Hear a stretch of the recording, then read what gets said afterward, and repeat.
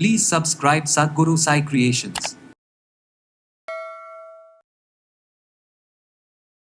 கண்ணும் சுவாசிக்கும், மூக்கு சுவாசிக்கும், நெற்றி சுவாசிக்கும், தொப்புள் சுவாசிக்கும். இந்த சுவாசம் கரெக்டாக இருந்தால் எல்லாமே சுபமே. கண்ணுங்கிறது சாதாரண பார்க்கறதுக்கு மட்டும் தான் நினச்சிட்டு இருக்கோம். அப்படி கிடையாது. உயிரோட கண், மூளையோட கண், நம்மளுடைய செயலோட கண். கண்மணியாக இருக்க வேண்டும்.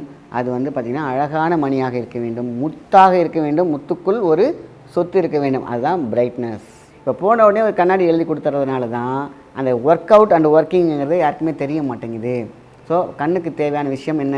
ஒரு ப்ரெஷர் பாயிண்ட் அழகாக சொல்ல போகிறோம்.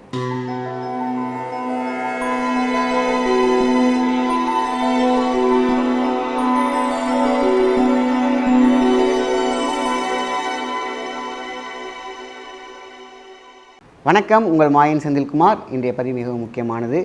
கண்களை பற்றி தான் இன்றைக்கி பார்க்க போகிறோம். ஒரு வீட்டுக்கு வாசல் எப்படி முக்கியமோ, ஒரு உயிர்கூட்டுக்கு நம்மளுடைய கண் ரெண்டுமே மிகப்பெரிய வாசல், ஜன்னல்.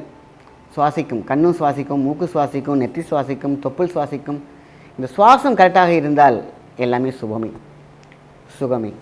ஏன் அப்படி சொல்கிறேன்னு கேட்டிங்கனாக்கா, கண் ஒளி பெருக்க வேண்டும், உயிரொளி பெருக்க வேண்டும், ஆறாவை சிறப்பாக இயக்க வேண்டும். அவ்வளோதான், ஆறாவை சிறப்பாக இயக்க வேண்டும். ஸோ அப்போ கண்ணுங்கிறது சாதாரண பார்க்குறதுக்கு மட்டும் தான் நினச்சிட்டு இருக்கோம். அப்படி கிடையாது. உயிரோட கண், மூளையோட கண், நம்மளுடைய செயலோட கண். ஆக கண்மணியாக இருக்க வேண்டும். அது பார்த்திங்கன்னா அழகான மணியாக இருக்க வேண்டும், முத்தாக இருக்க வேண்டும், முத்துக்குள் ஒரு சொத்து இருக்க வேண்டும். அதுதான் பிரைட்னஸ். இந்த பிரைட்னஸ்க்கு தான் இன்றைக்கி நிறைய விஷயங்கள் இருக்குது. நேத்திர பூண்டு எல்லாருக்கும் கண்ணுனால நேத்திர பூண்டு சொல்கிறாங்க சார், நிறையா போட்டேன் சார், அது ஒன்றும் பெருசாக யார் சரியாக போட்டிருப்பீங்கன்னாக்கா ரெகுலர் பண்ணணும். கண்ணில் பார்த்திங்கன்னா ப்ரெஷர் இருக்கலாம், அழுக்கு இருக்கலாம், அடைப்பு இருக்கலாம், வீக்னஸ் இருக்கலாம். இது எல்லாமே கொஞ்சம் நம்ம டைம் கொடுக்கணும். சில பேர் பார்த்திங்கனாக்கா ஒரு 2 நாள் 3 நாள் போட்டு பார்த்துட்டு எந்த டிஃப்ரென்ஸுமே இல்லை சார். அது 2 நாள் 3 நாள் போட்டால் எப்படி டிஃப்ரென்ஸ் இருக்கும்? ஒரு விதை போட்டாலே முளைக்கிறதுக்கு ஒரு டைம் இருக்குது. அது அந்த சதை வளரணும், முட்டி மோதி வரணும். அதுவும் பார்த்திங்கன்னா மணல் பாகாமல் இருந்துச்சுனாக்கா ஈஸியாக வந்துடும். ரொம்ப ஹார்டாக இருந்துச்சுன்னா லேட் ஆகும். பாறை பாகம் ரொம்ப லேட் ஆகும். உடல் கூறுகளை பொறுத்து இருக்குது நம்மளுடைய நோய் தீர்க்கும் டைமும். அதனால தான் எல்லாம் பொதுவாக என்ன சொல்லிட்டாங்க அந்த காலத்தில், 48 நாள் இந்த மருந்தை சாப்பிடுவாங்க சரியாகும். 48 நாள் யார் ரெகுலராக எடுத்து ஒரு மெடிசன் சரியாகலன்னு சொல்லவே முடியாது. ஏன்னு கேட்டிங்கன்னா 48 நாளில் அட்லீஸ்ட் ஒரு ரெக்கவராவது இருக்கும், அதுக்கப்புறம் க்யூர் இருக்கும். யாருமே பார்த்திங்கன்னா இன்றைக்கி எல்லாம் இந்த மாதிரி ஆல்டர்னேட்டிவ் மெடிசன் எடுத்து பார்க்குறவங்க யாராவது முழுமையாக அந்த 48 நாள் முடிச்சிருப்பீங்கன்னு பார்த்தா இருக்காது. கரெக்டாக ஒரு வாரம் எடுத்து பார்த்துட்டு எந்த ரிசல்ட்டுமே எல்லாம் தூக்கி போட்டு அடுத்ததுக்கு போயிடும். அதான் உண்மையாக இருக்கும். அது மட்டும்தான் உண்மை. 48 நாள் எடுக்க வேண்டிய கணக்கு ஏன் சொல்லியிருக்காங்க? உள்ளே இருக்கக்கூடிய உள்நாட்டு கலவரத்தை உடைக்க வேண்டும், அதுக்கப்புறம் ஸ்கின் டேப்லிங் உள்ளே நுழைய வேண்டும், உங்களோட பிரச்சனை என்னங்கிறத களைய வேண்டும், அதை தூக்கி வெளியில் போடணும், அதுக்கப்புறம் நல்லதை தூக்கி உள்ளே சொருவி உங்களுக்கு ஸ்க்ரீன் பளிச்சுன்னு தெரிய வைக்கணும். அது கண்ணுக்கு மட்டும் இல்லை, எல்லாத்துக்குமே. இன்றைக்கி உள்ள கண்ணுக்கு டைரெக்டாக போகிறோம். கண்ணுக்கு போகிறவொடனே என்ன பண்ணுறாங்க? ஜூம் அவுட் ஜூம் இன் பண்ணுறதுக்கு பதிலாக ஆட்டோமேட்டிக்காக ஒரு கண்ணாடியை போட்டுடுறாங்க. ஜூம் இன் ஜூம் அவுட் ஏன் போகலை? சதை அடைப்பா, இல்லை நரம்பில் கோளாறா, இல்லை வீக்னஸாக? அதுக்கு ஒரு மருந்து கொடுத்துட்டு அதுக்கப்புறம் 10 நாள் 20 நாள் கழித்து தான் கண்ணாடியே போடணும். இது கண்டம் ஆகிடுச்சி, இனிமேல் கண்ணாடி தான் வெளியில். இப்போ போன உடனே ஒரு கண்ணாடி எழுதி கொடுத்துறதுனால தான் அந்த ஒர்க் அவுட் அண்ட் ஒர்க்கிங்கிறது யாருக்குமே தெரிய மாட்டேங்குது. ஸோ கண்ணுக்கு தேவையான விஷயம் என்ன? ஒரு ப்ரெஷர் பாயிண்ட் அழகாக சொல்ல போகிறோம். அப்போது இந்த கண்ணுக்கு கீழே இருக்கக்கூடிய இதுதான் கண்ணுக்கான பாயிண்ட், மோட்ரு பாயிண்ட், சென்சாரி போன்னு சொல்லுவாங்க. இதை என்ன பண்ணணும்னு கேட்டிங்கன்னா, ஜஸ்ட்டு அப்படி அமுக்கிட்டு லைட்டாக ஒரு மேல் நோக்கி இதுக்கு போது லைட்டாக வலிக்கும். அதாவது ஒன்றுமே கிடையாது, சிம்பிளாக எப்படியே சொல்லிடுறேன் உங்களுக்கு. இப்படி கண் வச்சுக்கிறீங்க, மேல் நோக்கி இப்படி அமுக்கினீங்கன்னா ஒரு வலிக்கும், அவ்வளோதான். அப்படியே கொஞ்சம் நேரம் வச்சுருந்தா போதும். லைட்டாக ஒரு மசாஜ் இல்லையா, இப்படி பிடிச்சிட்டு லைட்டாக அப்படி மேலே தூக்கி இதை அப்படி அமுக்கி விடலாம். ரெண்டுமே ஒன்று தான். இப்படி ப்ரெஸ் பண்ணுங்கள், ஒரு 50 to 100 ப்ரெஸ் பண்ணிங்கனாக்கா எப்பேற்பட்ட கிட்ட பார்வை தூர பார்வையும் சரியாகும். இது ஒன்று. அடுத்தது பார்த்திங்கன்னா இப்படி இப்படி போட்டு இப்படி உடம்போட கையை அப்படி வச்சுக்கோங்க. இந்த 2 கை மேலே அப்படி வச்சுட்டு அவ்வளோதான், ஒரு வெயிட் லைட்டாக அப்படி தொங்க விட்டுருங்க. அப்போ வலிக்கும், அதை வலியை விட்டுறக்கூடாது. அப்படியே கொஞ்சம் நேரம் அப்படியே விட்டிங்கனாலே போதும். இந்த இடத்த அப்படியே நீங்கள் மசாஜ் பண்ணால் போதும். இதுதான் கண்ணுடைய மிகப்பெரிய ஸ்விட்ச். அப்படியே மேலே பண்ணிங்கன்னா வலிக்கும். நீங்கள் உங்கள் வலிக்கு தகுந்த மாதிரி நீங்கள் வலிக்குதேன்னு சொல்லி செய்யாமல் விட்டுறக்கூடாது. இதை பண்ணிங்கனாக்கா கண்ணாடியை தூக்கி தூர போட்டுடலாம். கண் பார்வை நன்றாக இருக்கும், அழகாக இருக்கும், கண் ஒளி பெறும். எப்பேற்பட்ட விஷயத்தையும் அப்படியே நம்ம என்ன பண்ணுவோம், clockwise anticlockwise. இல்லை அடுத்தது இந்த இடத்துல ஒரு 50 to 10 கவுண்ட்ஸ், இல்லைன்னா 100 கவுண்ட்ஸ், 50 கவுண்ட்ஸ் பண்ண பாருங்கள். அப்படி பார்த்தீங்கன்னா நீங்கள் ஒரு சின்ன எக்ஸாம்பிளே பார்க்கலாம். உங்களுக்கு எது மங்களாக தெரியுதோ அந்த ஒரு ஃபஸ்ட்டு இது பண்ணுறதுக்கு முன்னாடி ஒரு விஷயம் பார்த்துக்கோங்க. அதுக்கப்புறம் இதை பண்ணிவிட்டு பார்த்தீங்கன்னா கிளியர் இருக்கும். அப்புறம் திருப்பி பழையபடி லாக் ஆகும். நீங்கள் தொடர்ந்து பண்ண உங்களுக்கு அது சூப்பரான ரெக்கவர் கிடச்சிரும். இது ரொம்ப முக்கியமானது. அடுத்தது நந்தியாவட்டை பூ. நந்தியாவட்டை பூ அப்படிங்கிறது பார்த்திங்கன்னா எல்லா நர்சரி கார்டிலே கிடைக்கிது. 2 நந்தியாவட்டை பூவை எடுத்து என்ன பண்ணுறோம், நீங்கள் கண்ணில் வச்சு லைட்டாக ஒரு துணியை கட்டிட்டு படுத்தா போதும். 10 to 15 நிமிஷம் இந்த பூவில் இருக்கக்கூடிய சாரம் ஃபுல்லாகவே என்ன பண்ணும், கண்ணுக்குள்ளே இறங்கும். அங்கே தான் தீர்க்க முடியாத எல்லா டிசீஸையும் சூப்பராக சரி பண்ணும்.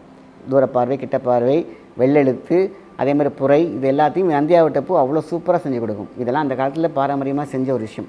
பூ எடுத்து கையில் வச்சுட்டு சும்மா ஒரு துணியை போட்டு படுத்துப்பாங்க, அவ்வளோதான். இல்லைன்னா வெறும் பூ வச்சுக்கிட்டா அந்த ஒரு ப்ரெஷருக்காக தான் அந்த தண்ணி கூட அந்த துணி கூட போட்டிருப்பாங்க. அப்படியே சும்மா ஜஸ்ட் அப்படியே மேலே போட்டு அப்படி படுத்துருந்தா போதும். அவ்வளோ பெரிய சூப்பராக கண்ணுக்கு அழகு. இன்றைக்கி நம்ம வந்து மொபைல்லாம் பார்க்குறோம்லையே எவ்வளோ கண்ணு ஸ்ட்ரெஸ் ஆகுது. ஃபோட்டோ ஸ்ட்ரெஸ் அப்படிங்கிற ஒரு விஷயம் தான் கண்ணை இன்றைக்கி பாதிக்குது. லுபமா அப்படிங்கிறது வந்து பார்த்திங்கன்னா சைடு மறைச்சிடும் டோட்டலாக. ஸோ ஃபோட்டோ ஸ்ட்ரெஸ் அப்படிங்கிறது பார்த்திங்கன்னா குழந்தைங்களோட மைண்டு, டோப்போமின் எல்லாத்தையும் காலி பண்ணி. இன்றைக்கி எத்தனை பேர் சின்ன சின்ன பசங்களாம் ஸ்கூல் போகிற பசங்களை பாருங்களேன், அவங்க அப்பா அழைச்சிட்டு போயிட்டுருப்பாரு, பின்னாடி 2 பிள்ளைங்க வச்சுருப்பாங்க, 2 கண்ணாடி போட்டிருப்பாங்க. காரணம் என்ன, மொபைல் எல்லாமே எஜுகேஷன் எல்லாம் வந்துருச்சு. அப்போ என்ன பண்ணணும், நம்ம தான் குழந்தைங்கள காப்பாற்றணும். இல்லை நீ படித்து முடிச்சுட்டு இந்த மாதிரி ஒரு 25 டைம்ஸ் அமுக்கு அப்படின்னு நம்ம குழந்தைங்களுக்கு நம்ம தான் சொல்லிக் கொடுக்கணும். இதை தான் இந்த இது ஒரு 20 to 30 மினிட்ஸ் பண்ணாலே ரிலாக்ஸ் ஆகிடும் கண்ணு.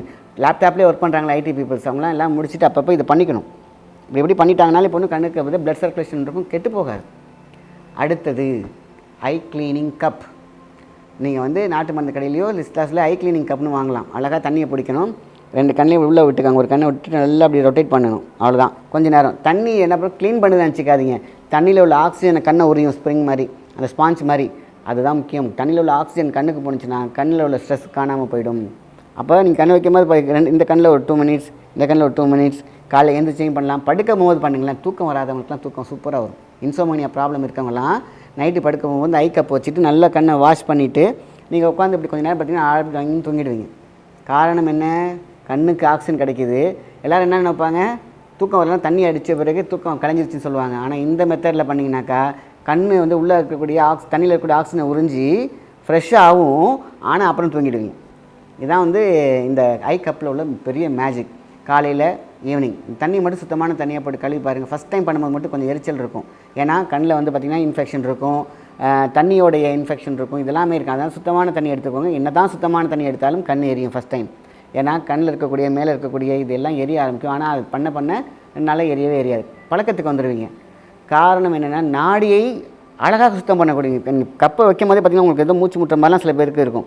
காரணம் என்ன, இங்கே அலைன்மெண்ட் மாற்றும், சக்ராஸ் அலைன்மெண்ட் மாற்றும். இதுதான் வந்து மிகப்பெரிய விஷயம் ஐ கப்னால. தும்பைப்பூ வந்து பார்த்திங்கனாக்கா தும்பைப்பூ நெட்டில் படம் பார்த்தாலே தெரியும், கிராமத்தில் கிடக்கும், வீட்டில் கிடக்கும்.